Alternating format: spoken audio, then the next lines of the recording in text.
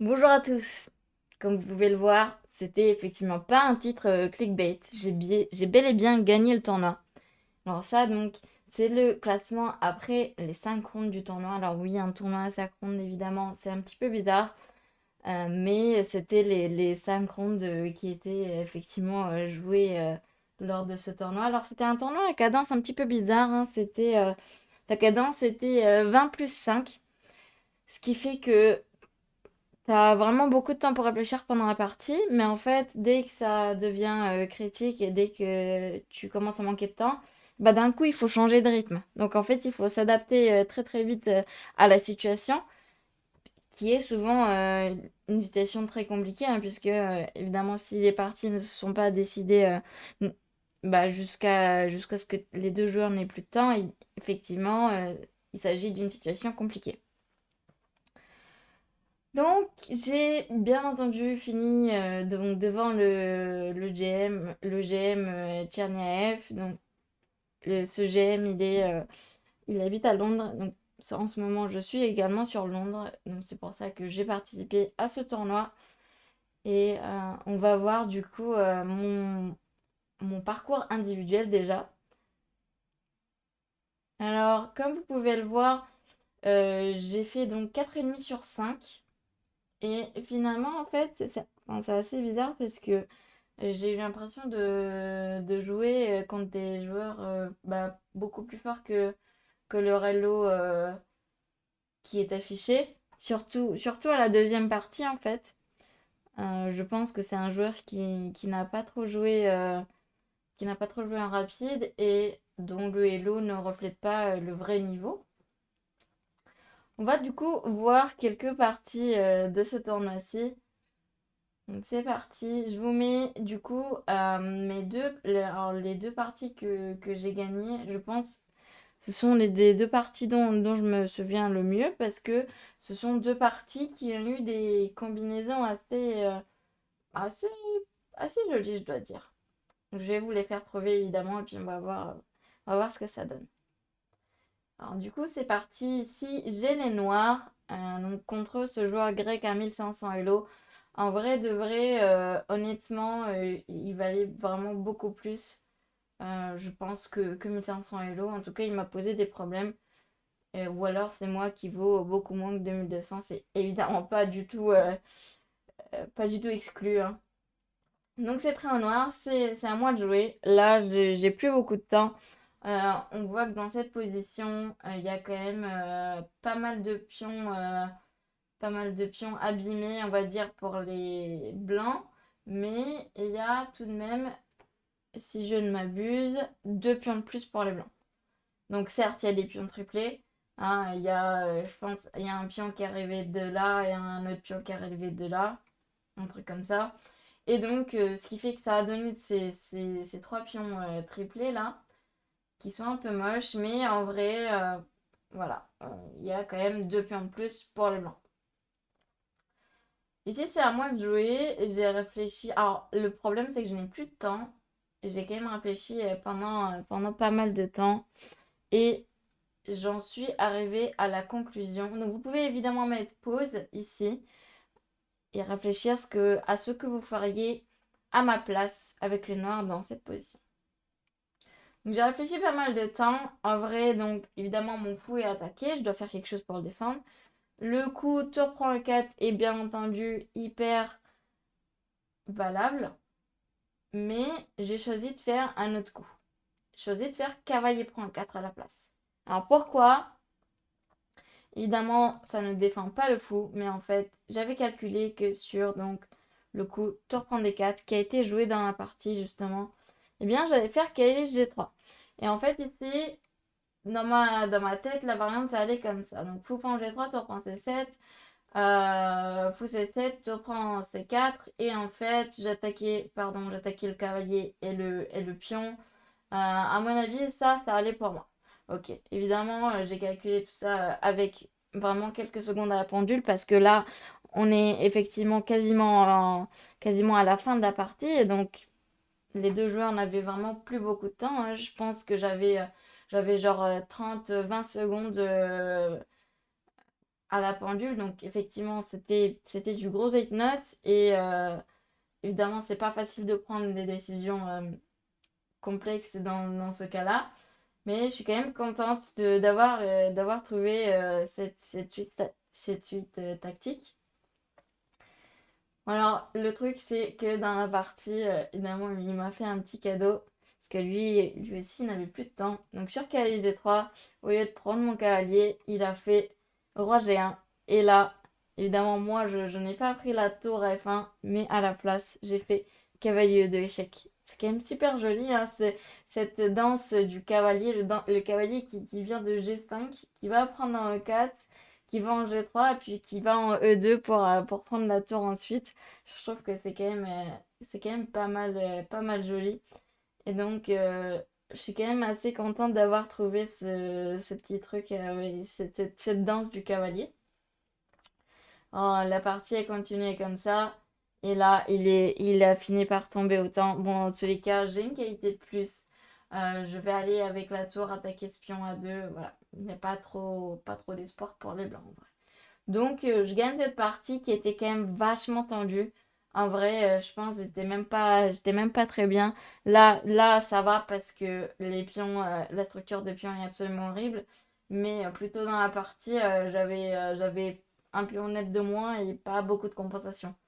Donc, ici, clairement, je peux m'estimer heureuse d'en être arrivée là. Mais je suis surtout contente d'avoir trouvé cette manœuvre de cavalier pour justement poser un max de problèmes au blanc.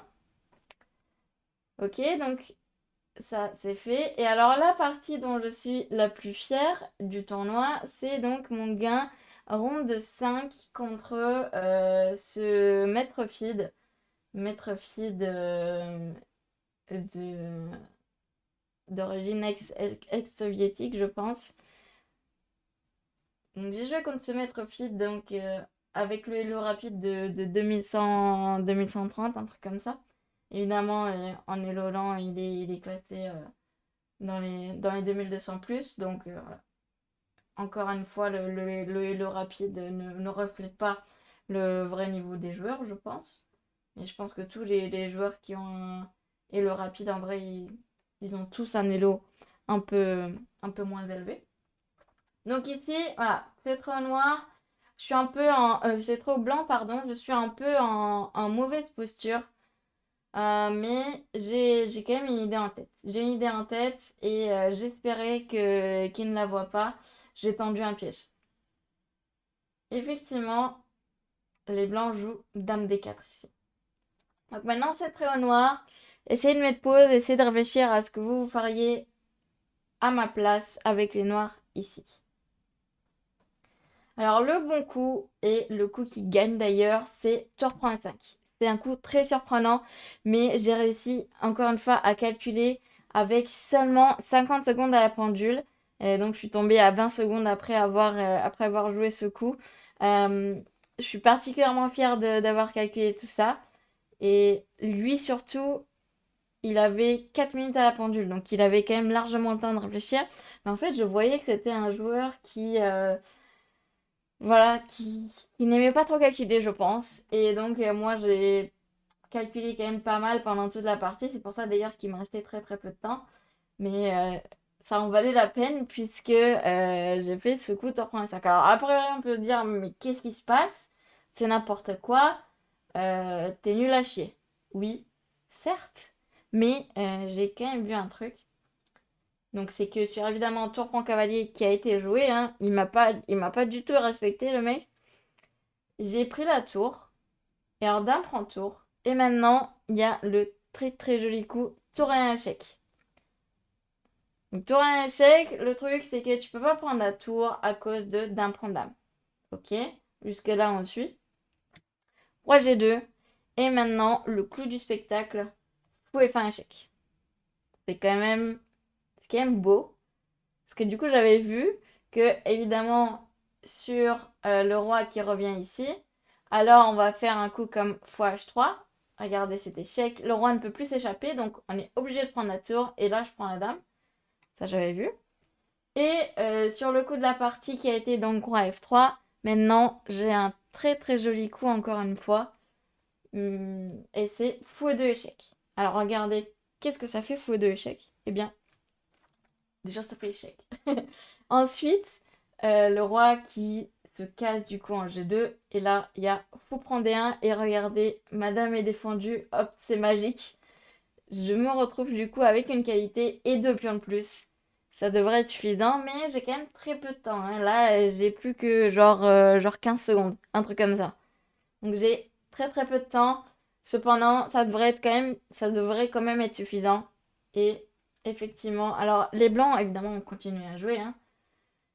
Ensuite, j'ai fait fou2. Le retour, évidemment, je cherche à juste virer le roi de cette case des deux de manière à ce qu'il se retrouve sur une case plus vulnérable. Cavalier E4. Et là, je délivre mon dernier coup fatal. Fou F1 échec. Roi F3 pour défendre le cavalier. Là, vous avez fait pause. Vous avez une chance de trouver un très joli coup. Donc faites pause avec les noirs. Dites-moi ce que vous feriez à ma place. Et donc le coup c'est tour prend E4. Avec l'idée que donc sur d'un point E4, il y a tout simplement fou G2 échec. Et regardez, impossible de s'en aller avec le roi et de rester à la défense de la dame E4. Donc bien entendu, roi prend G2, je prends tout simplement la dame. Donc voilà, c'était un peu le récit de mon tournoi rapide à Londres en 5 rondes. 5 rondes, c'est très très peu, hein. Donc évidemment, il n'y a pas le droit à l'erreur. J'ai lâché un match nul en cours de tournoi. Évidemment, c'était pas voulu, hein.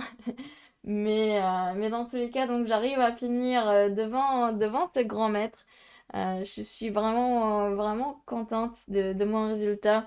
Je n'ai pas eu l'occasion de jouer le grand maître parce que lui, il jouait contre l'autre joueur qui était également à 3,5. Donc lui, il jouait contre le joueur qui a fini troisième. Il a fait match nul. À savoir aussi que le grand maître a également joué contre mon adversaire. Il a également fait match nul. Donc le grand maître, lui, il a fait 2 matchs nuls. Moi, je n'ai fait qu'un.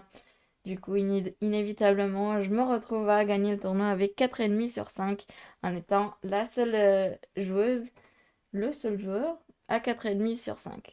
Donc voilà, petit récit de mon tournoi rapide. Globalement, je l'ai quand même pas très bien joué, mais je suis très contente d'avoir calculé pas mal de trucs et de faire un petit peu marcher mon cerveau sur tout le côté tactique parce que c'est quand même hyper important, surtout en rapide.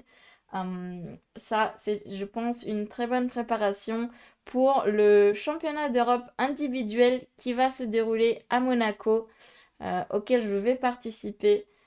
Donc voilà, je pense que je peux bien faire. Évidemment, si je suis en forme, je peux bien faire. Et puis voilà, advienne que pourra. Je vous souhaite donc une très bonne journée et à très bientôt sur ma chaîne. N'oubliez pas de vous abonner